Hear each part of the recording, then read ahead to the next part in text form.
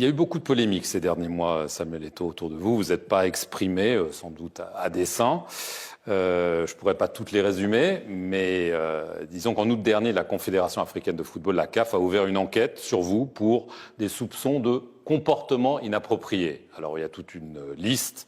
On a parlé d'abus de pouvoir, de menaces physiques, de trucage de matchs sur la base d'enregistrements que vous auriez eu avec un de vos amis pour favoriser son club en parlant aux arbitres. Alors, est-ce que cette enquête de la CAF, est-ce que vous avez été interrogé? Est-ce qu'elle a toujours lieu? Et est-ce que ça vous inquiète?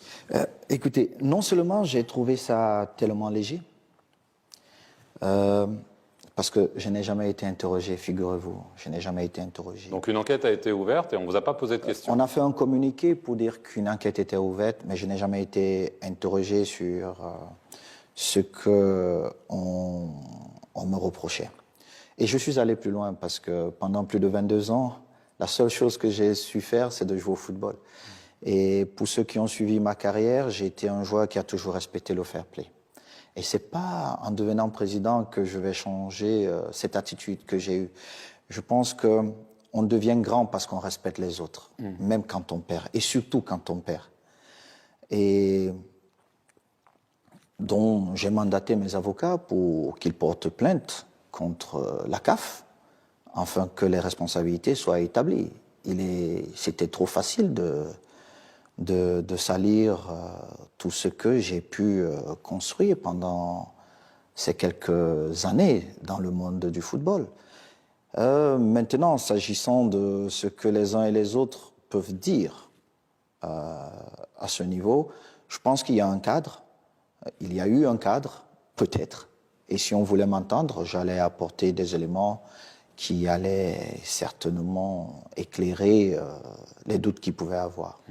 Bon, beaucoup de choses ont été criées, et puis c'est allé un peu dans tous les sens. Mais je déplore juste parce que l'instance fêtière du football, qui s'est lancée, pour ma part, beaucoup trop tôt, dans un communiqué... la CAF. Oui, oui. Sans même prendre la peine, 7-8 mois après, de m'inviter ou de m'interroger, c'est inacceptable. Ce comportement est par contre inacceptable. Donc il faut que les responsabilités soient établies et puis qu'on nous dise exactement ce qui s'est passé. Il est très facile d'accuser des gens sans apporter les preuves. Je veux en venir à une controverse qui concerne Samuel Eto'o, le président de la Fédération camerounaise de football.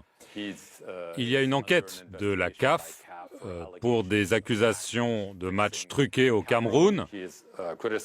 Il a critiqué la CAF, il a même menacé de poursuivre en justice votre secrétaire général parce qu'il affirme que c'est de la diffamation. Il a été entendu récemment par la CAF. Est-ce qu'il risque une suspension et quand est-ce que la décision sera prise? Alors, il faut savoir faire la part des choses. D'un côté, Samuel Eto'o, de mon point de vue, sera toujours un joueur de football dont nous avons été très fiers, qui a été parmi les plus talentueux, et je continuerai d'être fier de ce qu'il a réussi à faire sur le terrain. Ça, c'est le premier point. Mais il faut aussi considérer ces allégations, non seulement par rapport à Samuel Eto'o, mais par rapport à d'autres. Et l'aspect critique, c'est que du point de vue de la Confédération africaine de football, nous devons enquêter sur chaque plainte, chaque accusation et chaque allégation. Nous devons le faire de manière éthique, en conformité avec les principes mondiaux, à savoir la présomption d'innocence, mais il est d'une importance absolument critique. Il ne s'agit pas que de football. C'est aussi la question de savoir ce qui se passe en Afrique et dans beaucoup d'autres parties du monde. Personne, moi le premier en tant que président de la CAF, personne n'est au-dessus de la loi. La décision pourrait donc être une suspension du football. Quel que soit le sujet, la décision doit être dictée non seulement par ce qui se passe dans l'audience, mais aussi par les règles de la CAF et de la FIFA.